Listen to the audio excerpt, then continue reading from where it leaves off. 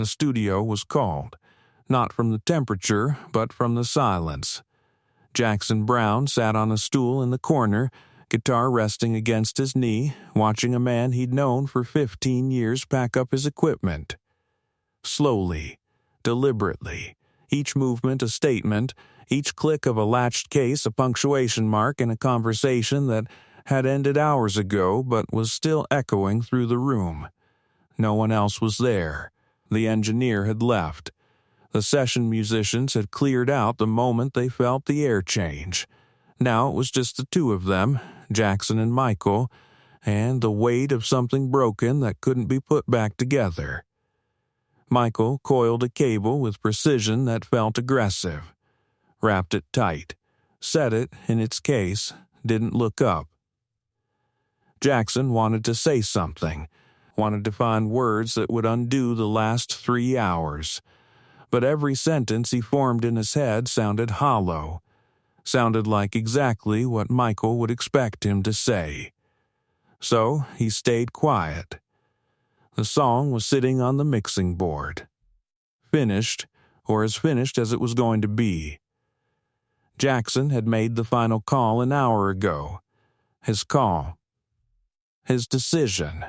And Michael had set down his headphones, looked at him across the glass, and said 4 words that landed like stones. Then I'm done here. They'd been working on the album for 6 months. Long nights, endless revisions, the kind of creative partnership that felt like discovery. Like they were building something neither of them could build alone. Michael wasn't just a collaborator, he was a friend, the kind who showed up when things fell apart, who understood the spaces between words, who'd sat with Jackson through the worst year of his life and never asked for anything in return except honesty. But honesty was what had broken them. The song had started as Michael's idea, a melody he'd brought in on a Tuesday afternoon, humming it while setting up microphones. Jackson had stopped what he was doing and asked him to play it again. Michael did, and something clicked. They'd spent the next 2 weeks building it, adding layers, finding the lyrics, shaping it into something that felt important, personal, true. Then Jackson changed it, not all of it, just the bridge, and the ending.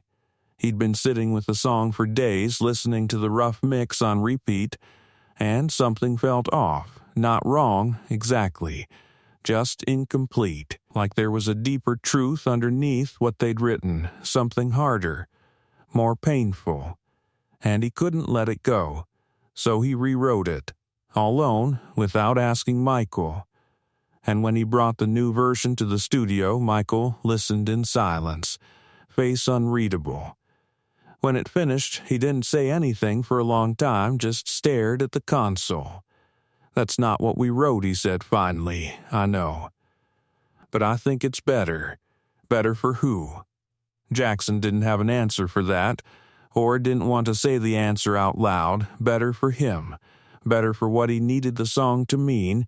Better for the version of truth he was trying to tell. Michael shook his head. "You didn't even ask me.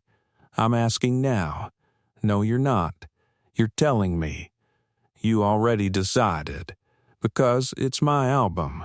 The words came out harder than Jackson meant them to, but once they were out, there was no pulling them back. Michael looked at him, really looked at him, and something shifted in his expression. Not anger, something colder. Recognition. Like he was seeing Jackson clearly for the first time and didn't like what he saw. "Yeah," Michael said. "It is. That was 3 hours ago." Since then, they'd recorded Jackson's version. Michael had played his parts, done his job. But the warmth was gone. The collaboration had turned mechanical. And when the last note was laid down, Michael had stood up and started packing. Now, watching him zip the final case, Jackson felt something rising in his chest. Not regret exactly, but a hollow ache, the sense that he'd won something and lost something bigger in the process. Michael stopped, didn't turn around, just stood there, hand on the case, waiting. I didn't mean for it to go like this. Michael was quiet for a moment. Then he picked up the case. Yeah, you did. That's not fair. Fair? Michael turned now. His face wasn't angry. It was tired. Sad. You want to talk about fair? You took something we built together and made it yours. You didn't care what I thought. You didn't care that it mattered to me. You just cared about being right. It's not about being right. It's about the song being what it needs to be. And you get to decide that, all by yourself? It's my name on the album. Michael nodded slowly. There it is. What? The thing you've been trying not to say all night. This isn't a partnership. It never was. I was just here to help you get where you were already going. Jackson felt heat rising to his face. That's not true, isn't it? Think about it, Jackson. Every time we disagreed, whose version did we use? Every time there was a choice, who made the call? You talk about collaboration like it's sacred, but the second it doesn't serve you, you throw it out. I changed one song. You changed our song. The one thing I brought to this project that was mine. And you couldn't even let me have that. Jackson opened his mouth to argue, to defend himself, to explain that it wasn't personal, that it was just about the work, about making it the best it could be. But looking at Michael's face, he realized that every word would just prove Michael's point, that this was personal, that he had made it personal by prioritizing his vision over their friendship. I'm sorry, Jackson said. It came out quieter than he intended. Michael picked up his second case. I know you are, but that doesn't change anything, so that's it? 15 years and you're just done? I'm not the one who ended this, Jackson. You did, the moment you decided your truth was more important than ours. He walked to the door, stopped with his hand on the handle, turned back one last time. For what it's worth, the song is good. Your version, it'll probably do well, people will love it, and you'll never have to think about what it cost. Then he left. Jackson sat in the silence that followed, the kind of silence that pressed against your ears and made you aware of your own breathing. He looked at the mixing board, at the levels and faders and the little red light that indicated the session was still technically active even though there was no one left to record. He thought about playing the song back, hearing it the way Michael had heard it. But he couldn't make himself reach for the button. Instead, he thought about the first time they'd met. A session for someone else's album. Michael had been the engineer. Jackson had been a sideman, playing guitar on a few tracks. They'd gotten into a debate about a chord progression. Not an argument, a debate. The kind where both people are genuinely interested in finding the right answer instead of proving they already have it. They'd stayed late that night, after everyone else had gone, just playing around with ideas. And when they finally left, Jackson had felt like he'd found something rare, someone who cared about the music the same way he did. Over the years, they'd worked together on and off. Michael had played on 3 of Jackson's albums, co-written a handful of songs, been there for the late-night sessions when inspiration hit and for the long stretches when nothing was working. He'd been at Jackson's wedding, had helped him move twice, had driven him to the hospital when food poisoning hit during a tour stop in Phoenix, and Jackson had just watched him walk out over a bridge in an ending. He stood up, walked to the door, opened it, and looked down the hallway. Empty. Michael was already gone.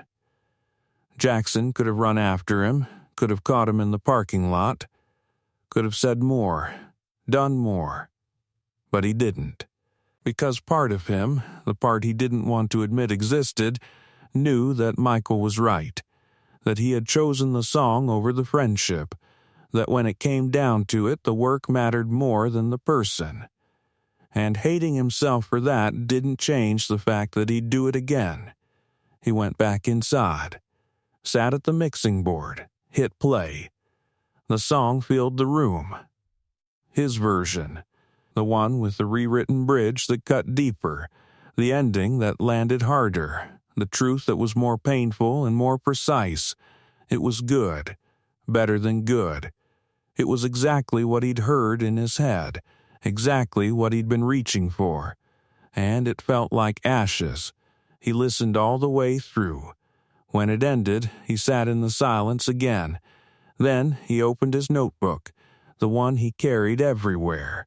Started writing, not a new song, not yet, just words, fragments. Feelings he didn't know how to process any other way.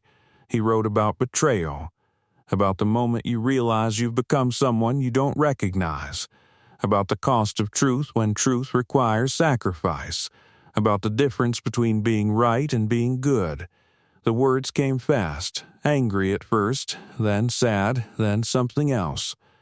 Something that felt like understanding without forgiveness. Like seeing yourself clearly and not liking what you see but acknowledging it anyway.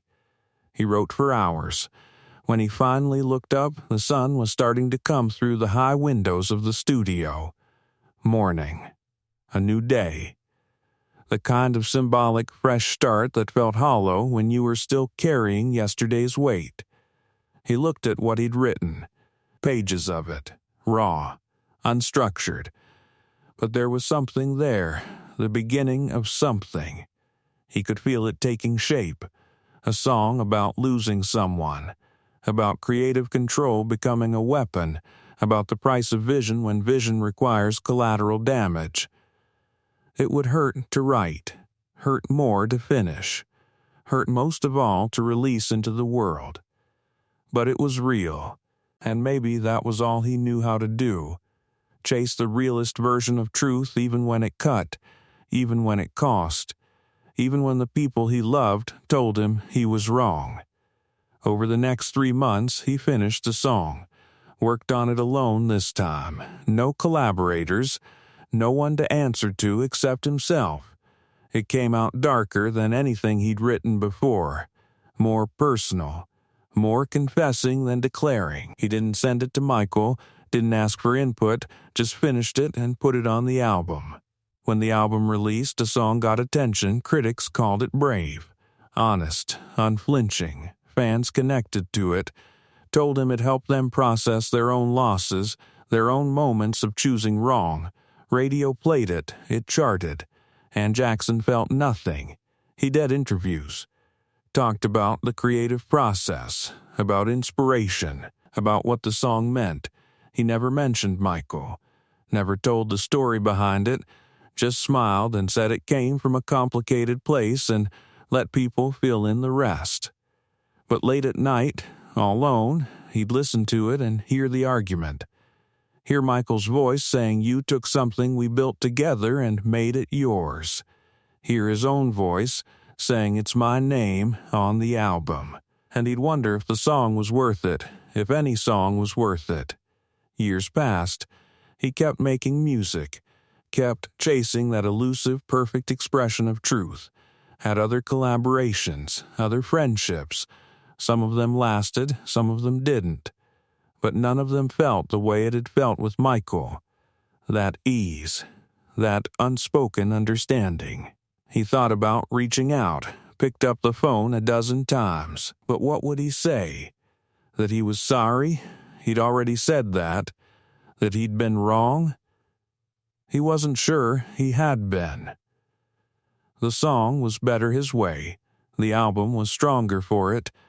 The truth was truer, but the cost was real and permanent and carried forward into every creative choice he made after. A small voice in the back of his mind asking, is this worth losing someone over?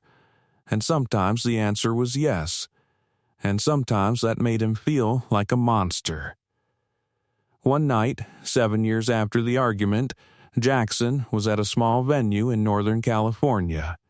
A benefit show, intimate crowd, artists he respected. He was backstage tuning his guitar when someone said Michael's name. He looked up, saw him across the room, older, grayer, but unmistakably him. Their eyes met. Neither of them moved. The room seemed to hold its breath. Then Michael nodded just once, not a smile, not forgiveness, just acknowledgement. Then he turned and walked the other way. Jackson watched him go, felt that familiar ache rise up, the one that had never quite gone away. He thought about following, about forcing a conversation, about trying to rebuild something that had been demolished years ago. But he didn't, because some things don't get rebuilt. Some breaks are clean and final, and trying to force them back together just creates something weaker than what you started with. He played his set that night, performed the song, the one that had cost him a friendship. The crowd sang along, knew every word, and Jackson sang it too, meaning every line, feeling every line, carrying the weight of every line. When he finished, there was applause, appreciation, connection, all the things music was supposed to create. But backstage in the quiet after, Jackson sat alone with his guitar and thought about Michael, about creative control, about the moment you have to choose between the work and the person, about whether there's ever a right answer or just different kinds of loss. He didn't have conclusions, didn't have wisdom to offer, just the memory of a cold studio and a friend walking out in a song that was exactly what it needed to be and nothing like what it should have cost. And sitting there in that small room with the sound of the crowd fading, Jackson Browne understood something he wished he didn't. That you can make all the right artistic choices and still lose something irreplaceable. That being true to your vision doesn't absolve you of the damage that vision causes. That the song might be perfect and the cost might be unbearable, and both things can be true at once. He picked up his guitar, played a few quiet chords, not the song, not anything in particular, just sounds moving through the air. And he let himself feel it all, the pride and the regret, the certainty and the doubt, the knowledge that he'd do it all again and the wish that he didn't have to. Because that was the real truth, the one harder than any song could capture. That sometimes there are no good choices, just choices. And you make them, and you live with them, and you carry them forward into every moment that comes after. And the song plays on. Perfect and poisoned. Beautiful and bought. A monument to vision and a gravestone for friendship. Both. Always. Forever.